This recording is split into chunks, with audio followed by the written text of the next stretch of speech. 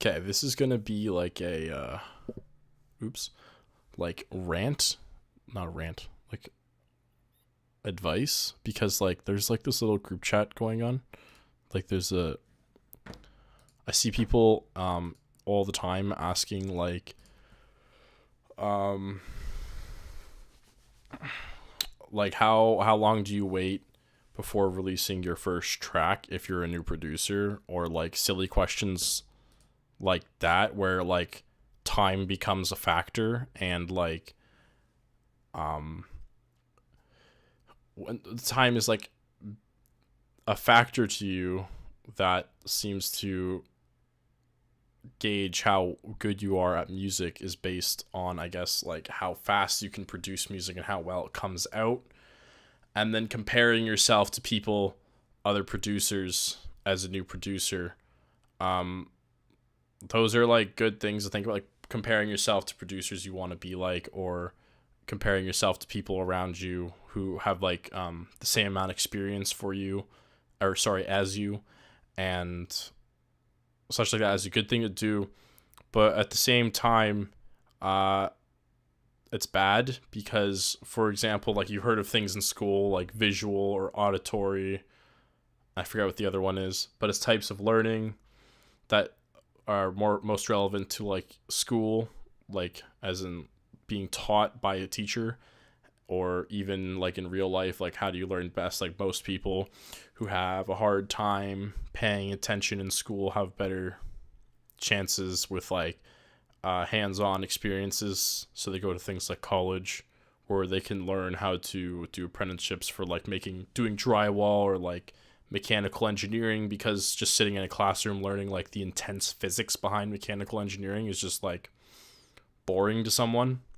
So it's about like types of learning. So like if you're doing production and you're trying to teach yourself how to produce music, because no one's going to teach you how to do it, it is a self-teaching experience regardless if you look at tutorials.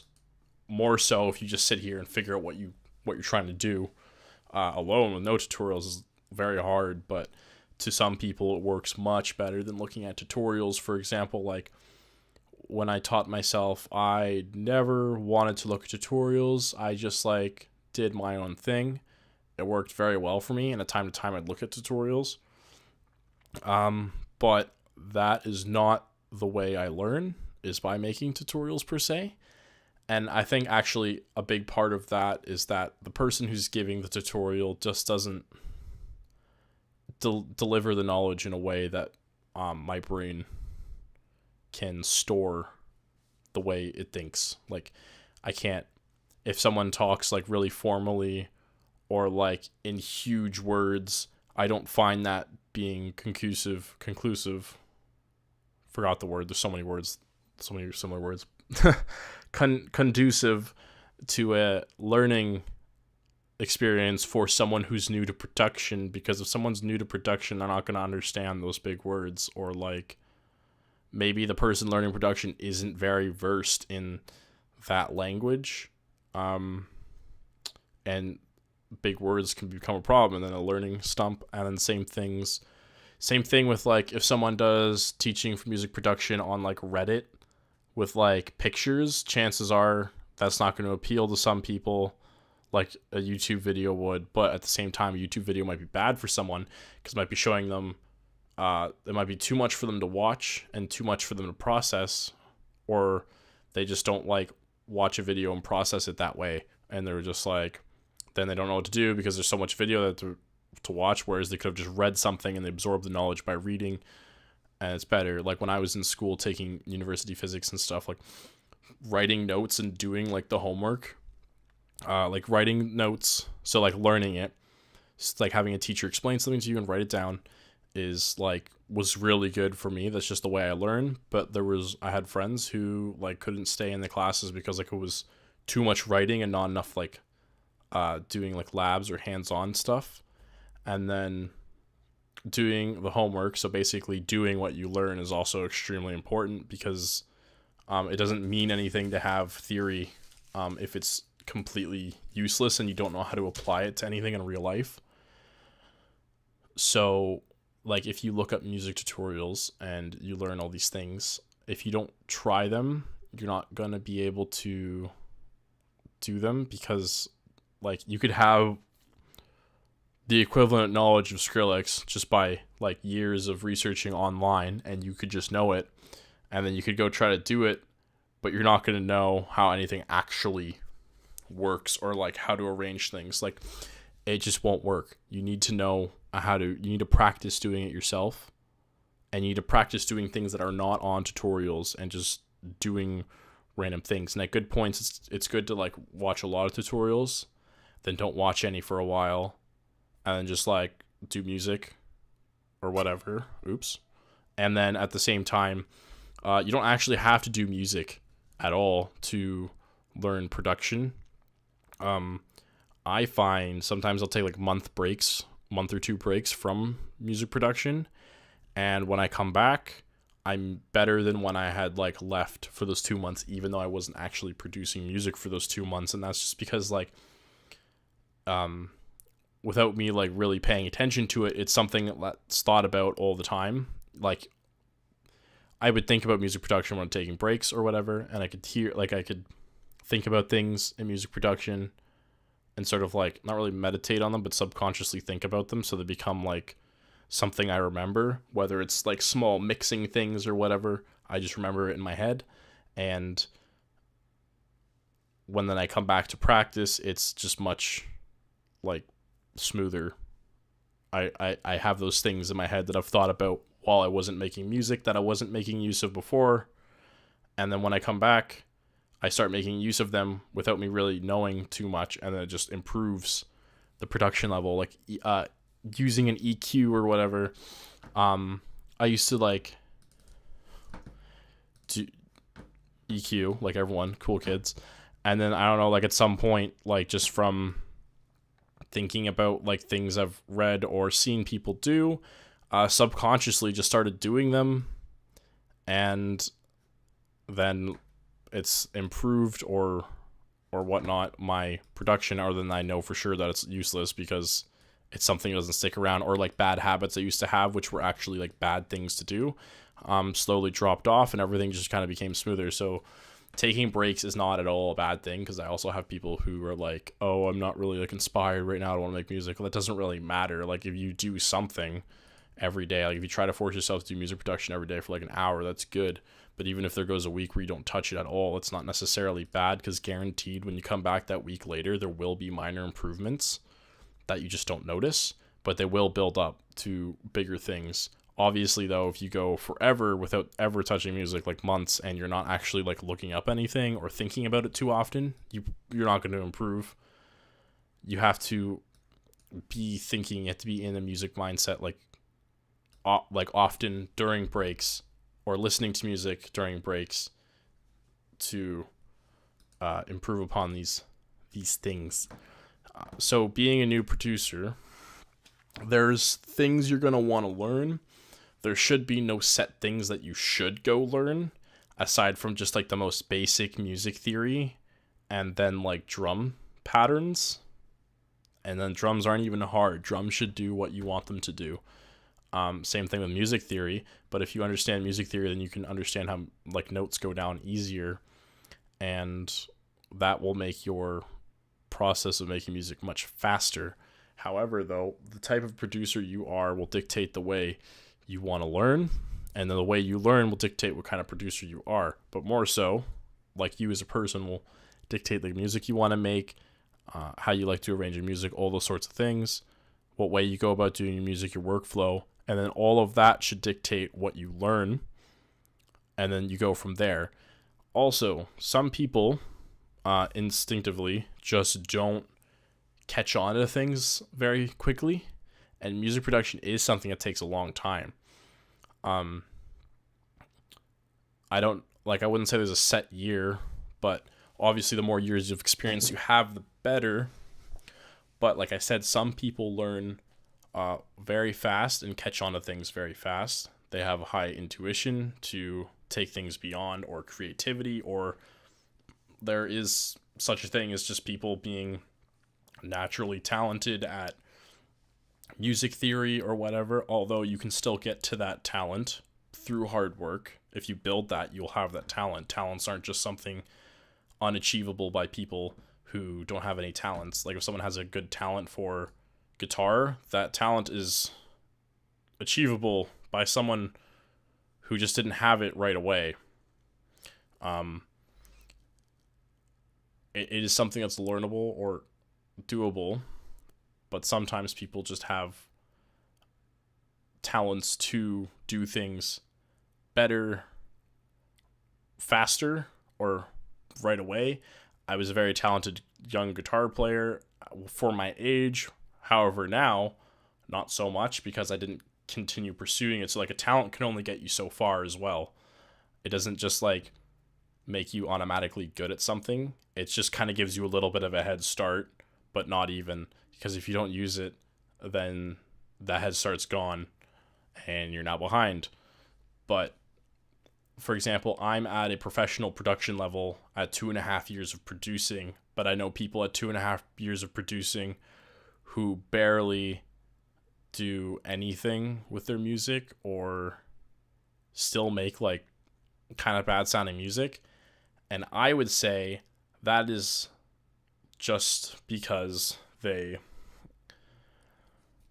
are a different type of person than me. They have a different type of personality. They might not learn, but like the thing is, those people who have those years still know as much as I do. A lot of them still have the same knowledge as me. They just don't know how to like explain it or use it creatively. And like the application of that knowledge is extremely important. So I'd say like, again, the practice is really important, but then like if I have the same amount general hours as someone or years of experience as someone, my experience might have been much different because I might have enjoyed my music production like hobby or career much more than they did, meaning I wanted to do it more, or maybe I just again had that slightly natural talent, like that little head start, and I use that effectively to keep the head start on them now. And yeah, like kind of like that, I guess, is what I'm trying to say. Is people learn at different rates and will be at different places at same length of time. I had mentioned to someone that like it's like the natural talent. Like, do you have something? Because music production will speak to you more strongly if you have a good talent for it, or like if you have a talent, chances are like you're gonna like it or be into it more, or it just makes way more sense to you than other people because everyone has different ways of thinking. And then I should start using scripts, and it's coming. No, it's not. If you're like your natural talent, your ability to learn, like how serious you take it is very important too. Like I will say, people who waste their time making the music at having 2 years of experience and are wasting their time.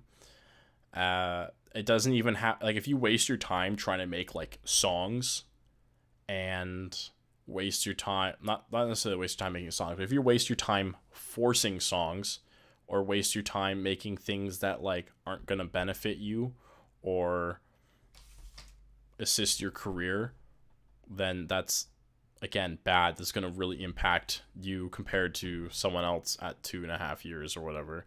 So like, if you're trying to force yourself to make songs, for example, I see my one friend doing this, and he's a little popular in our circle, and he makes like good music, but he's not progressing anywhere, because he just keeps forcing himself to like put out these songs. He's not experimenting. He's not practicing stuff on the side.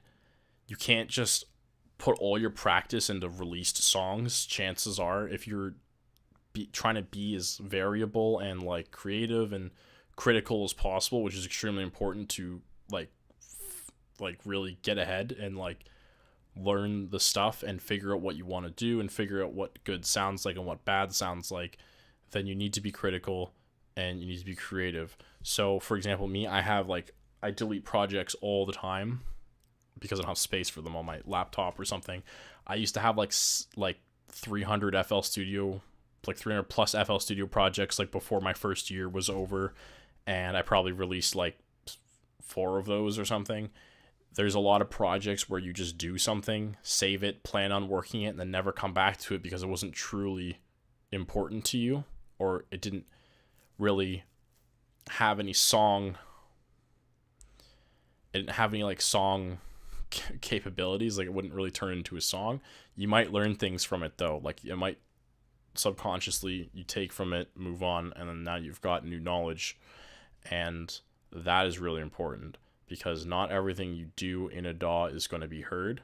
I would say 10% of what you do in a DAW is going to be heard, and that's okay because you do not need to release songs to learn. In fact, releasing songs and worrying about releasing songs will stump your learning. Chances are you're going to spend all your music production making those songs, meaning you're not going to have any spare time to screw around and do whatever. So all your effort's going into these songs, which means you need to have something like completed, and then generally you're going to fall into a pattern where you keep completing things the same way because you keep doing it over and over again. So like the diversity is going to go poorly. Also, rushing things isn't necessarily good. It's good to have things that take a long period of time. Like, for example, the EP I just released. One song was done in a day. It was also my first song in Ableton. You can tell which one it was. It was Star Down. And that one will sound that one sounds significantly worse than the other 3. The other 3 probably all had like a minimum of like a month on them.